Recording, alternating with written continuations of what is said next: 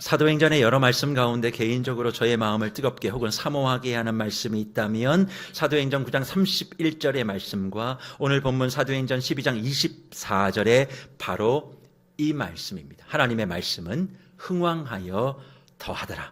교회가 평안하여 주님을 경외하고 성령의 위로하심으로 제자가 많아졌다라고 하는 사도행전 9장 31절의 말씀과 오늘 하나님의 말씀이 흥왕하여 더해졌다라고 하는 12장 24절의 바로 앞에는 무슨 일이 있었는가? 이해할 수 없는 교회를 향한 핍박과 여타의 어려움이 있었음을 성경은 우리에게 증언합니다. 특별히 사도행전 12장에서는 사도 야고보가 죽습니다. 그리고 사도 베드로가 투옥 생활을 하기 시작합니다. 물론 감옥에 갇힌 베드로를 천사가 구출하는 사건도 기록이 되어 있습니다. 그리고 이어 야고보를 죽이고 베드로를 감옥에 넣었던 헤롯이 가이사라에서 연설을 하는데 연설을 너무나 잘한 거예요. 이 헤롯의 연설을 들으면서 많은 사람들이 환호합니다. 이건 사람의 소리가 아니라고, 이건 신의 소리라고. 그러니까 그 이야기를 들었던 헤롯이 그 이야기를 들으면서 마음에 무슨 생각을 하게 되느냐? 내가 대단한 사람인 줄 알았는데 대단한 사람을 넘어 내가 신이었구나. 내가 그걸 알지 못했구나. 내가 정말 신이었는데 내가 그걸 지금 알았네 라고 생각하고 영광을 하나님께 돌리지 않자 무슨 일이 벌어졌습니까? 벌레가 헤롯을 먹어 죽였다. 성경이 기록합니다. 그런데 사랑하는 무별 여러분, 이건 성경의 기록뿐만 아니라 로마의 역사 기록 가운데서도 헤롯은 연설 중에 벌레에 물려 잡아먹혔다 그렇게 이야기하고 있으니 진짜 사실입니다. 그런데 이 모든 사건과 가정의 결론이 무엇인가요? 하나님의 말씀은 흥왕하여 더해졌다는 말씀입니다. 무별 여러분, 사도행전 12장의 말씀을 처음부터 다시 읽어보십시오. 하나님의 말씀이 흥왕하여 더하여질 수 있는 조건이 사도행전 12장에는 형성되어 있지 않습니다. 말씀을 가르쳐야 했던 사도 야고보는 순교를 당해 형장의 이슬로 사라집니다. 말씀이 흥왕하려면 야고보를 살리셔야 했던 것이 당연한 것 아닐까요? 게다가 야고보가 죽으니까 누가 기뻐했다고 말합니까? 유대인들이 기뻐했다. 사도행전 12장 3절은 우리에게 기록합니다. 신기하지만 당연한 일이지요. 유대인들은 하나님의 말씀을 안다고 하지만 실상은 모르는 자였습니다. 하나님을 안다고 했지만 그들은 하나님을 1도 모르는 사람들이었어요. 그런데 그들이 야고보가 죽는 것을 좋아하자 헤롯은 베드로를 감옥에 넣기 시작합니다. 말씀이 흥왕하려면 베드로를 이렇게 두시면 안 되는 것 아닙니까? 그러니까 말씀이 흥왕하려고 하는 조건 중에 하나였던 아주 중요한 조건인 사도 야고보가 죽고 사도 베드로가 감옥에 갔으니 하나님의 말씀이 흥왕할 수 있는 조건이 성립되지 않았음에도 불구하고 말씀이 흥왕했다라고 이야기하니까 뭔가 앞뒤가 맞지 않는 것만 같습니다. 그리고 헤롯의 죽음이 이어 나타납니다. 하나님이 하나님의 사역과 하나님의 교회를 방해하는 헤롯을 죽이는 것을 보면 속이 다 시원하다고. 성경을 읽을 때 그렇지, 하나님의 공의가 그래서 살아있는 거지 라고 그렇게 이야기하며 즐거워하며 이 말씀을 지나갑니다. 대부분 다 이 말씀을 가볍게 기쁜 마음으로 지나가시는 분들은 이런 생각을 하기 때문에 그래요. 나는 헤롯이 아니니까. 나는 헤롯이 아니니까. 다른 사람이 헤롯일 거야. 다른 사람이 하나님의 사역과 교회를 방해하는 헤롯일 거야. 그러니까 헤롯이 이렇게 급사하고 즉사한 거 나하고 별로 상관없는 일이다. 그렇게 생각하고 지나갑니다만 무별 여러분, 정말 여러분은 이 말씀 속에서 자유롭다 생각하십니까? 그리고 헤롯이 죽었다고 해서 말씀이 흥왕했다? 오히려 교회가 기뻐했다, 성도가 힘을 얻었다라고 말하는 것이 맞을 텐데 성경은 하나님의 말씀이 흥왕했다라고 하니 그냥 믿으면 되지라고 이 말씀을 지나갑니다. 하지만 이 본문 말씀을 다시 한번 묵상해 보면 그 정도의 이야기만 담겨 있을까요? 저는 사실 이 본문에서 죽어야 될 사람은 헤롯이 아니라 사도 야고보의 죽음을 바라보고 기뻐한 유대인들이라고 생각합니다. 물론 헤롯 정말 나쁘고 그래서 이런 결과를 받는 것이 당연하다고 생각하고 이 본문을 넘어갈 수도 있지만 저는 하나님이 오히려 헤롯도 헤롯이지만 헤롯에 동조하고 헤롯의 힘, 당시의 세력과 힘과 건세를 가지고 자신의 원하는 바를 이루어가며 사람을 함부로 해하고 사람을 쉽게 죽이고 그 죽임을 바라보며 비열한 웃음을 웃고 있었던 유대인과 종교 지도자들을 하나님이 그냥 두셨다는 사실에 주목을 해봅니다. 그리고 그들을 향한 어떠한 위협과 혹은 경고와 견책 이런 것들이 성경 어디에도 등장하지 않습니다. 그런데 하나님의 말씀은 흥왕했다 기록합니다. 헤롯뿐만 아니라 사도 야고보와 베드로를 공경에 빠뜨렸던 유대인들과 유대교 지도자들을 다 정리해야 이게 맞을 텐데 그렇지 않았음에도 하나님의 말씀은 흥왕했다는 거예요. 주 안에 사랑하는 무별 여러분, 하나님이 일하시는 과정을 담고 있는 성경을 읽어가다 보면 참 답답할 때가 많이 있습니다. 그렇지 않습니까?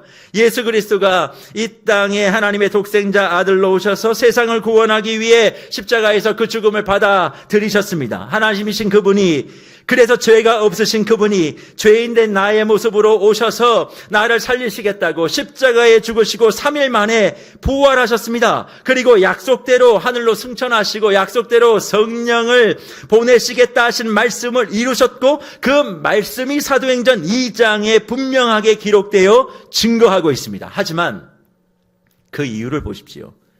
예수는 부활했고 성령은 오셨고 교회는 태동했고 성도는 능력 받았지만 세상은 달라지는 것이 하나 없었습니다.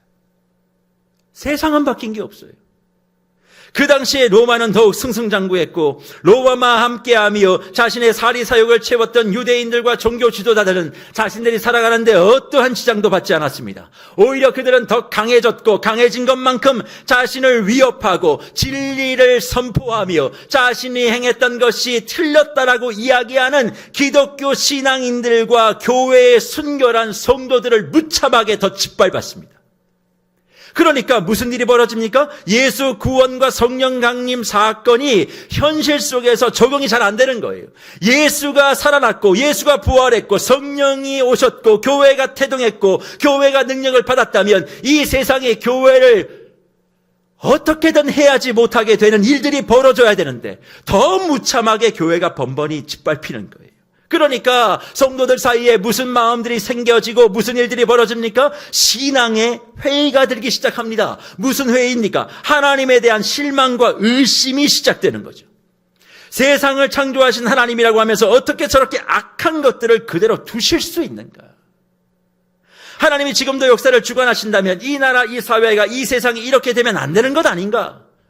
아니, 사회와 세상은 둘째치고라도 교회가 이렇게 되면 되는가? 하나님이 왜 가만히 계시는가? 저 교회의 일을 방해하는 사람들을 당장 데리고 가셨어야지. 그렇게 이야기하며 모든 책임을 하나님께 돌립니다. 그러면서 이렇게 열심히 믿고 이렇게 열심히 섬겼고 이렇게 열심히 내가 무언가를 했는데 내게 주시는 건 이것밖에 없어? 하나님 어떻게 나한테 이러실 수가 있어? 내 평생 다하여 주님을 섬기고 예배하고 그렇게 했으면 나를 좀 더 지금보다 높은 곳에 올려주시고 지금보다 나를 좀 강력한 힘을 주시고 내가 지금보다 더 부유하게 부자로 살게 하시고 내가 더 명예로운 직위를 가질 수 있도록 해주셔서 지금 하나님의 교회와 하나님의 사역을 방해하는 눈의 가시와 같은 그런 바리새인들과 헤롯과도 같은 유대인들을 싹 다 정리하고 나를 사용하여 주시면 내가 세상을 새롭게 만들 텐데 하나님 나를 좀 사용해 달라고 언제쯤 내 마음의 소원을 들어주시냐고 그렇게 마음을 가지고 엎드려 있는 분들이 여기에 많이 계실 거예요. 물론 지금 이 시간에 이렇게 말씀하는 분도 있을 수 있겠죠. 목사님, 저는 그런 거 바라지 않습니다. 뭐 세상을 제가 바꿉니까? 저는 그런 건 모르겠고 소박한 것밖에 없습니다. 그냥 건강하면 좋겠어요. 우리 자식들 그냥 잘 되면 좋겠습니다. 그냥 내가 부족하지 않을 정도의 현금, 돈을 좀 가지고 내 집에서 이제 세수하는 거 싫습니다. 이제 내 집에서 따뜻하게 새끼밥 먹고 사는 것, 그거 내가 바라는 소박한 꿈입니다. 이런 소박한 것인데 하나님은 이런 소박한 내 서원도 잘 들어주지 않으셔서 섭섭합니다. 그렇게 말씀하시고 생각하시는 분들도 있을 겁니다. 물론 우리는 소박하다고 말하지만 무별 여러분, 그거 혹시 우리의 욕심인 것 아십니까? 세상을 바꾸겠다는 것도 실상 다 우리의 욕심이에요. 왜 소박한 것도 세상을 바꾸겠다는 것도 다 욕심일까요? 하나님이 가지고 계시는 생각과 우리의 생각이 다르기 때문에 그렇습니다. 무별 여러분, 제가 오늘 질문 한번 던져볼게요. 그 질문에 답을 한번 해보실래요? 하나님은 저와 여러분이 부자 되시기를 원하실까요? 안 원하실까요? 부자 되기를 원하실까요? 원하지 않으실까요? 그러면 마음속에 이걸 어떻게 답을 해야지 고민하시지만 대부분 다 그럼요. 하나님은 내가 부자 되기를 원하시죠. 그렇게 아마 답을 하실 겁니다. 그런데 무별 여러분, 하나님은 저와 여러분이 부자 되기를 원하는데 관심이 없으세요. 하나님은 저와 여러분이 부자 되는 거 별로 관심 없습니다. 여러분이 가난하게 사는 것도 별로 관심 없어요. 그러면 하나님의 관심은 어딨냐? 저와 여러분이 무엇을 소유하고 안 하고에 관심이 있는 것이 아니라 저와 여러분의 마음과 예배에 관심이 있는 거예요. 우리가 생각하는 잘 산다는 것, 잘 살고 싶습니다. 예, 하나님도 저와 여러분이 잘 되기를 원해요. 그런데 저와 여러분이 잘 되기를 원한다는 잘됨은 부자 되는 거예요. 세상에서 이뤄내는 거예요. 그러나 하나님이 잘 되라고 하는 관심은 그런 것이 아니라 어떤 거라고요? 저와 여러분의 마음과 저와 여러분의 예배에 관심이 있는 거죠. 여러분이 부자여서 하나님 앞에 예배하는 것이 방해된다면 그 부유함을 문제 삼으실 겁니다. 저와 여러분이 가난해서 주님 앞에 예배하는 것이 문제가 생긴다면 주님은 저와 여러분의 가난함을 문제 삼으시고 관심을 갖겠지요. 그러니까 저와 여러분의 관심사와 하나님의 관심사는 완전히 달라요. 그래서 무별 여러분, 부자라고 더 나은 사람이에요? 저와 여러분의 삶 가운데 부유하게 살아가는 사람들이 우리보다 월등하게 나아서 부자가 된 겁니까? 아닙니다. 나보다 훨씬 나은 사람들 가운데 나보다 못 사는 사람 세상에 널려 있어요. 더 나은 사람이기 때문에 부자가 아닙니다. 그러면 왜 하나님께서는 그런 사람들을 부자 되게 하셨을까? 책임을 더 주신 거예요. 부자에겐 하나님이 더 큰 책임을 주신 거라고. 그러니까 그 책임을 감당하지 못하면 그 부유를 갖고 있으면서도 이것이 나의 부라고 생각하고 청지기의 사명을 감당하지 못하고 청지기라는 생각을 잃어버리고 내가 잘 먹고 잘 살았는데 그 부유함을 쓰면 마지막 날 심판할 때 하나님께서 반드시 그 사람을 멸할 겁니다. 그러니까 부자 되는 것이 좋다 너무 생각하지 말아요. 부자 됐는데 책임을 못 하잖아요? 망합니다. 주님이 반드시 심판합니다. 그래서 성경 속에 무슨 비유가 있습니까? 달란트 비유요.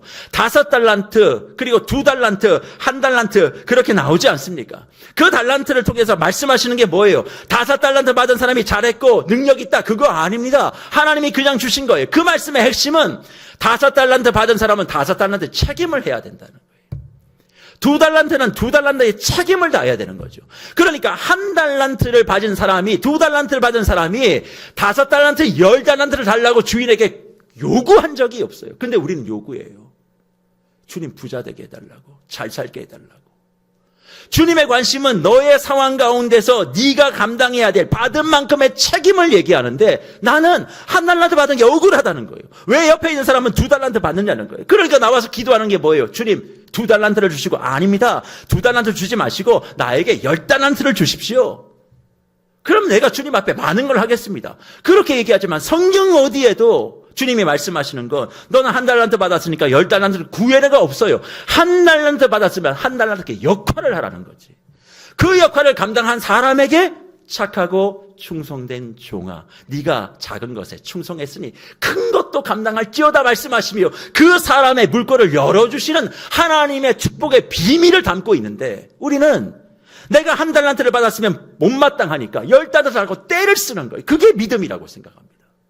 그러니까 우리는 내 힘으로 세상을 바꿀 수도 있고 혹은 내 작은 소망을 이루고 살아가는 것이 가장 중요하다고 여기지만 하나님은 가장 중요하게 여기는 것은 지금 이 세상 이 현실 속에서 저와 여러분이 하나님의 사랑을 더 알았으면 좋겠고 하나님과의 관계가 더 깊어지면 좋겠고 하는 관심과 욕심이 있으신데 우리는 전혀 다른 말을 하고 다른 소원을 소망하고 있다는 겁니다.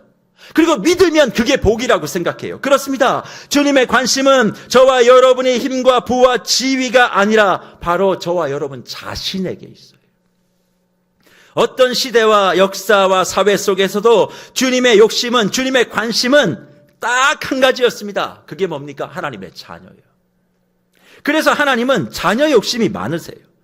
그러니까 자녀를 바르게 가기 위해서 어떻게 해야 될지만 관심을 가질 뿐입니다. 그런데 우리는 하나님에 대한 이런 관심과 욕심보다 내 성공에 대한 관심이 훨씬 많아요.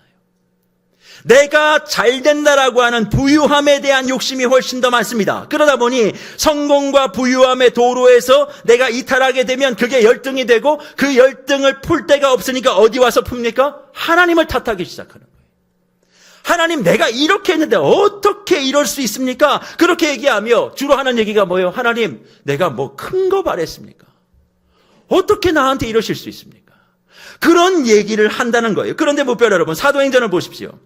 하나님이 그토록 어려운 시간 속에서, 환난과 핍박의 시간 속에서, 선교와 감옥의 사건 속에서 어떤 특별한 힘을 보여주시고 기적이라고 하는 말도 안 되는 그런 일을 통하여 이들을 막아주시거나 어려움을 덜어주신 내용은 기록되어 있지 않습니다. 헤롯이 야고보를 죽이는 것을 그냥 두고 보세요. 막으셨어야죠. 그런데 야고보가 죽어가는 형장의 이슬로 사라지는 것을 그냥 두십니다. 유대인들이 좋아하고 기뻐하니까 헤롯이 베드로도 손을 대서 감옥에 쳐넣어버리죠. 물론 천사를 통해 감옥에서는 꺼내주십니다. 하지만 이렇게 천사를 통해서 건져내어진 베드로가 교회 성도들이 모여 기도하고 있다라고 하는 요한의 어머니 마리아의 집에 달려가지요. 문을 두드립니다. 그런데 거기서 무슨 일이 벌어집니까? 사도행전 12장 13절과 15절을 보십시오. 베드로가 대문을 두드린데 로데라는 여자아이가 영접하러 나왔다가 베드로의 음성인 줄 알고 기뻐하여 문을 미처 열지 못하고 달려 들어가 말하되 베드로가 대문 밖에 섰더라 하니 그들이 말하되 내가 미쳤다. 내가 미쳤다 하나 여자아이는 힘써 말하되 참말이라 하니 그들이 말하되 그러면 그의 천사라 하더라 기록합니다. 여기서 우리는 이 본문을 대할 때마다 어려울 때마다 기도해야 돼. 기도할 때 믿음 가지고 기도해야 돼 라고 이 말씀을 대면합니다. 네, 맞습니다. 기도해야만 합니다. 하지만 무별 여러분, 기도는 어려울 때마다 하는 게 기도가 아닙니다. 모든 시간, 모든 사건, 처음과 끝에 기도가 있어야 되고 그 기도에는 믿음이 있어야 합니다. 그런데 무별 여러분, 이 본문이 그것만을 말하는 것이면 이것은 앞뒤가 맞지 않는 것 아닙니까? 왜요? 어려움이 있을 때 교회 성도들이 초소에 모여서 기도했죠.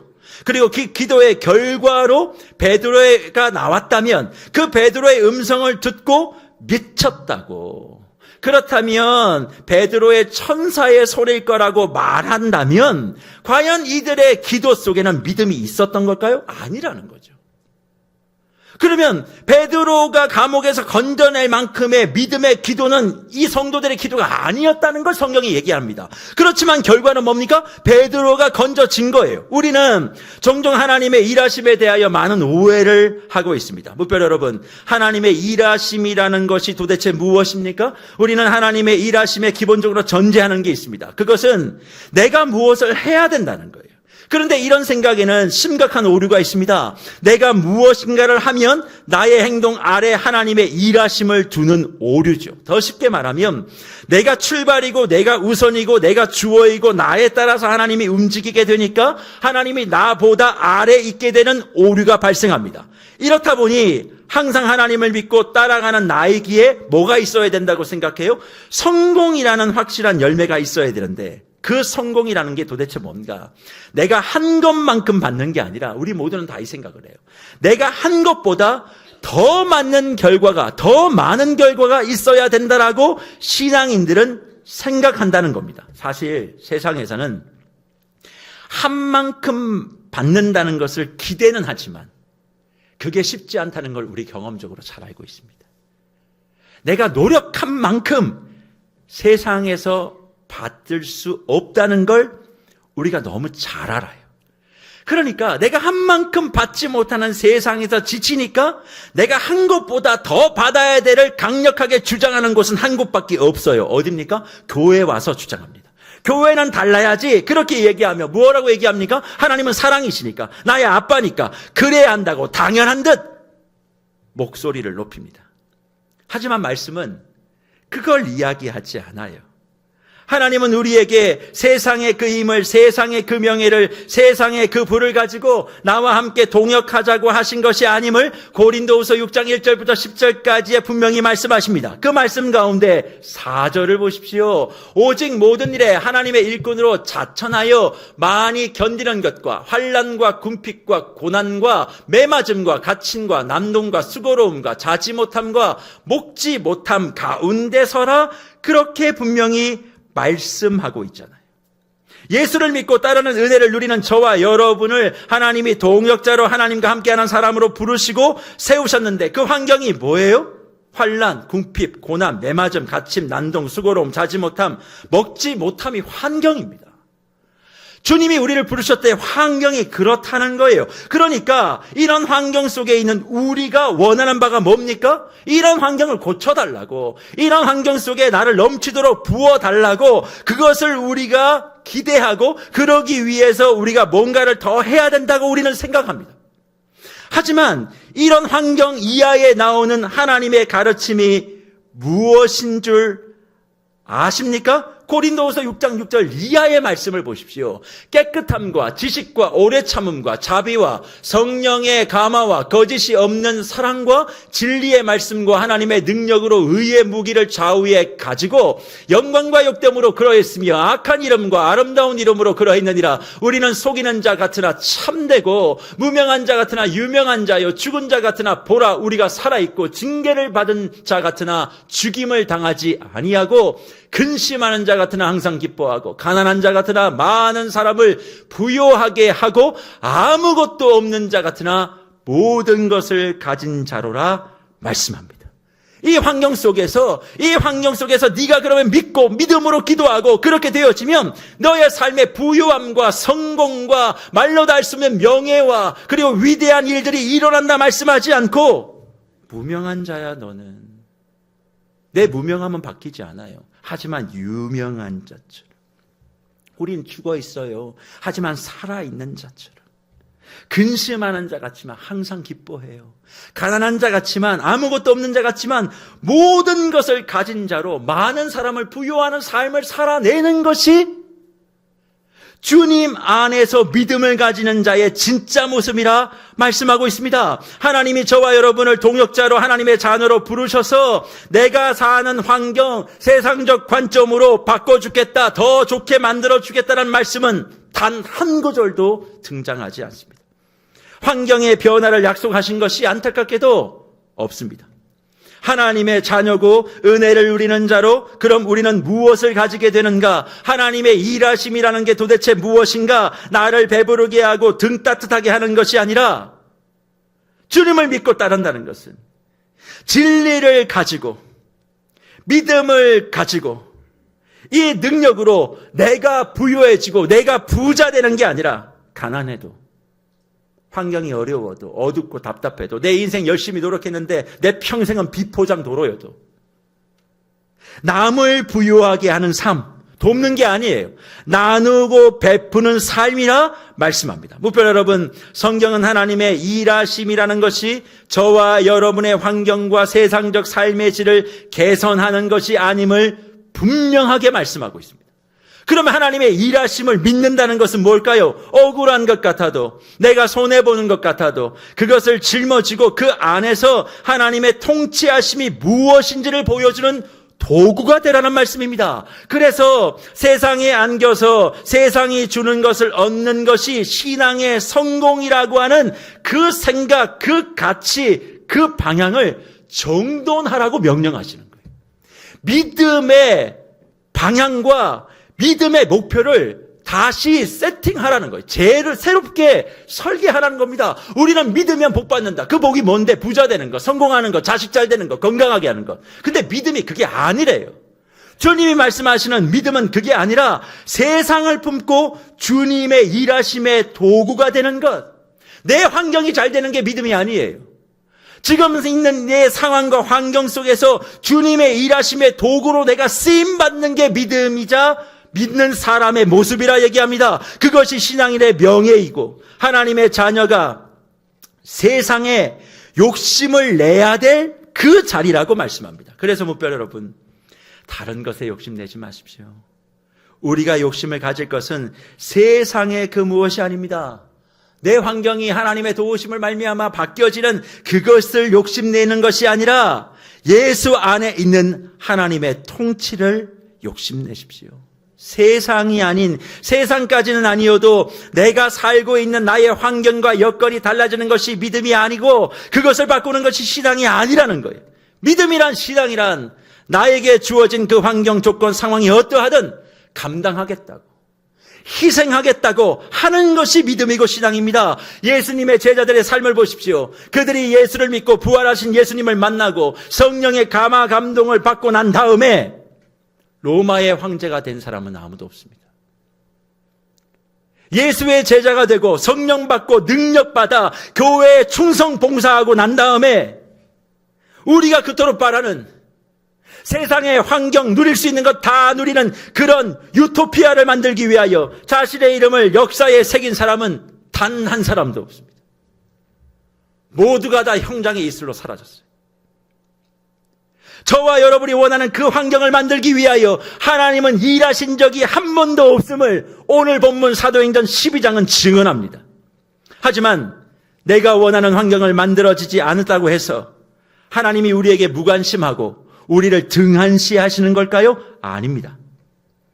여전히 하나님은 우리 가운데 일하고 계십니다. 무엇을 통해서 할 수 있습니까? 우리가 하나님을 믿는다면 지금 그 상황을 외면하지 않고 지금 내 형편을 부인하지 않고 그 안에 살아내면서 하나님의 능력을 누리는 거예요. 하나님의 능력을 누리는 것이 뭡니까? 고린도후서 6장에서 말하고 있는 세상의 힘과 세상의 방법과 세상의 이기심이 아니라 진리와 은혜로 양보하고 손해보고 많은 사람들을 부유하게 만드는 삶을 살아가는 것입니다. 그래서 뭇별 여러분, 무엇이든지 좋아지는 것, 내 삶이든 이 세상이든 다 좋아지는 것을 바라고 소망하고 기도하고 주님께 소원을 아뢰는 것, 지금처럼 열심히 뜨겁게 하십시오. 하지만 그것보다 더 마음에 두시고 욕심내셔야 될 것이 있습니다. 그게 뭔 줄 아십니까? 세상에 우리가 빛이 되는 거예요. 우리가 세상의 빛이 되는 겁니다. 생각해 보십시오. 우리가 세상의 빛이라고 주님은 말씀하셨는데 세상이 다 밝으면 빛이 무슨 소용이 있겠습니까? 어둠 속에서 빛나는 게 빛입니다. 어둠 속에서 빛을 비추는 인생이 결국 그리스도인의 인생, 믿음을 갖고 있는 신앙인의 인생이라는 거예요. 그런데 그 빛이 무슨 빛입니까? 물질의 빛입니까? 성공의 빛입니까? 내가 뭔가 잘하는 권력의 빛입니까? 그런 빛이 아니라는 거예요. 그런데 우리는 주님 앞에 나와 물질의 빛을 비추라고 얘기합니다. 하나님이 나를 축복하시면 내가 부자가 돼서 다른 사람들 앞에 하나님이 나를 이렇게 복을 주셨다고 이야기할 수 있는 물질의 빛을 비추고 싶으니 나에게 그걸 달라고 얘기합니다. 성공의 빛을 달라고 얘기합니다. 권력의 빛을 달라고 얘기합니다. 명예의 빛을 달라고 얘기합니다. 자식의 빛을 달라고 얘기합니다. 그 빛이 없으면 나는 복을 받지 못한 사람이라고 주님 앞에 떼굴떼굴 굴르며 내가 뭐 그렇게 어려운 걸 바랬냐고, 내가 당신한테 한 게 얼만데 이거밖에 주지 않느냐고 그렇게 원망을 쏟아냈습니다. 그러나 주님은 말씀합니다. 어둠 속에 비춰야 될 빛은 예수의 빛이에요. 예수의 빛을 받아 내가 구원을 받았다면 우리가 세상에게 비춰야 될 것은 구원의 빛입니다. 구원이 뭡니까? 모든 얽매여 있는 것으로부터 자유케 되어지는 빛, 어렵고 힘든 일이 있어도 평안과 안식이 내게 있음을, 하나님의 은혜가 내게 있음을, 반드시 이 일의 끝은 하나님이 선하게 만들어줄 것을 믿고 지금 모든 상황 가운데 내가 원하는 바가 이루어지지 않아도 주님, 나의 표정에, 나의 말투에, 나의 인격에, 나의 삶에 예수의 빛이 비추어져서 나보다 더 못한 이들이 부유하게 되어질 수 있도록 나를 사용하여 주시옵소서. 이게 믿음이라는 거예요. 이 믿음을 교회가 구해야 하는데 그걸 구하지 않으니까 우리는 어떻게 생각합니까? 우리가 그렇게 바라고 원했던 그것을 얻기 위하여 하나님은 일하고 계시고 예수를 그 목적을 갖고 믿었기에 그 모든 것에 더하여 주셔야만 마땅한 것이고, 만약 안 주신다면 하늘 보좌가 감동할 만큼의 내 열심과 헌신을 통해서 그것을 만들어낼 수 있다고 생각하고 주님 앞에 그냥 매달리기만 하면 다 된다. 난 주님도 꺾을 수 있다. 그렇게 생각하며 지금까지 신앙의 기초를 놓아 여기까지 왔기에 세상에 빛을 비추어 세상을 치유해야 될 교회가 세상을 더 어둡게 만들고 더 아프게 만드는 주역이 되어 있는 현실을 우리는 부인할 수 없습니다. 세상의 빛은 환경과 어려움과 상황의 답답한 속에서도 주님의 말씀과 주님의 사랑과 주님의 평안을 세상에 비추는 거예요. 내가 바뀌지 않아도, 나는 내 환경이 달라지지 않아도 그 삶을 비추어낼 수 있는 사람들입니다. 내가 모든 것을 가지는 것이 아니라 손해를 볼 수 있고 양보할 수 있고, 그럴 때 그 신앙이 지금 현실에서 적용되고 능력이 되는 것이지, 무엇이든지 상황을 바꾸게 해달라고만 몰입하는 게 믿음이 아니라는 거예요. 그걸 믿음이라고 생각하니까 자꾸 신앙생활에 갈등이 생기는 거죠. 하나님의 일하심과 하나님의 능력을, 하나님을 향한 믿음을 그렇게 오용하거나 오해하지 않기를 축복합니다. 내가 살아갈 조건을 바꾸는 것, 그것이 믿음이 아닙니다. 믿음은 어떤 상황 속에서도 하나님의 일하심을 믿고 내가 서 있는 그 자리에서 주님의 빛을 비추는 것입니다. 그 빛이 발광하여 나오는 나의 영혼을, 나의 인품을, 나의 말과 나의 눈빛과 나의 낯빛이 바꾸어지는 것이 믿음입니다. 그 믿음을 가지고 내가 원하는 걸 얻는 게 믿음이 아니에요. 그건 욕심입니다.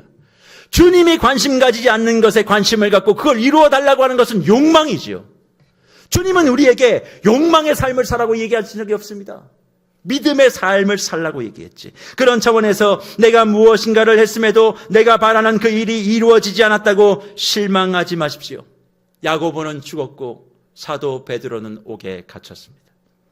어떤 환경의 변화도 일어나지 않지만 하나님의 말씀은, 하나님의 교회는, 하나님의 성도는 흥왕했다. 이것이 믿음의 비밀이고 우리 신앙의 핵심인 줄 믿고 다시 저와 여러분의 삶의 위치에 서셔서 주님의 일하심은 내 환경 바꾸는 게 아니라고, 내가 부자 되는 게 아니라고, 내가 잘 먹고 잘 사는 게 아니라고.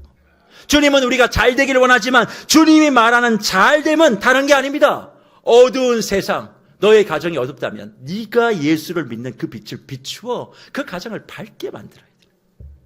너의 직장을, 너의 삶의 터전을, 이 나라 이 백성을 밝게 만들어야 돼. 그것이 주님을 믿는 믿음이고 주님의 일하심을 믿고 저와 여러분의 삶 가운데 주님의 빛을 어떻게 하면 더 잘 비출 수 있을까를 고민하며 살아가는 바로 그 사람이 믿음의 사람이고 진짜 그리스도인인 것입니다. 그러니 무별 여러분, 저와 여러분이 살아가면서 내세울 업적이 없다고 믿음 없는 거 아닙니다. 무별 여러분, 저와 여러분이 이름 내지 못한다고 해서 저와 여러분 능력 없는 것도 아닙니다. 하나님이 말씀하신 믿음과 능력은 업적과 공로와 성과에 있지 않아요. 주님이 저와 여러분을 두신 그 자리에서 우리의 영혼 속에 비춰졌던 예수와 성령과 은혜의 빛을 비추어 반사시켜 거기를 밝게 비추어 네 마음이 거기만 있으면 돼. 환경이 아니라, 내가 잘 되는 게 아니라, 성공이 아니라 어떻게 하면 내가 이곳에서 주님의 빛을 비출 수 있을까? 그 주님의 마음에 집중하는 사람에게 뭐예요? 생각하지도 못했던 것들을 하나님의 선물로 채워주시는 거예요. 내가 강력한 믿음을 가지고 주님이 내게 복 주시는 게 아니라 주님의 관심과 주님의 마음에 내 생각과 모든 것을 담아, 그렇지, 내가 가난하든 어렵든 이번 희망 화답폰 때 내 마음을 한번 다 담아볼 거야. 이렇게 마음을 비추어서 세상을 비추고자 하는 자에게 하나님이 뭔가를 하나님의 힘과 능력으로 이어주실 때 그게 하나님의 선물이 되는 거지. 내가 뭘 해서, 내가 노력해서 애써서 그렇게 뭘 이루는 게 믿음이 아닌 줄 기억하시고, 이번 한 주 각자의 삶에서 어떻게 하면 주님의 빛을 잘 드러낼 수 있을까? 어떻게 하면 내가 받은 그 은혜와 기쁨을 흘려보낼 수 있을까? 거기에 집중하여 진짜 믿음 있는 자로서 그리스도인답게 하나님의 일하심이 함께하는 하나님의 자녀다움을 누리시는 저와 여러분들 되시기를 주의 이름으로 축복합니다.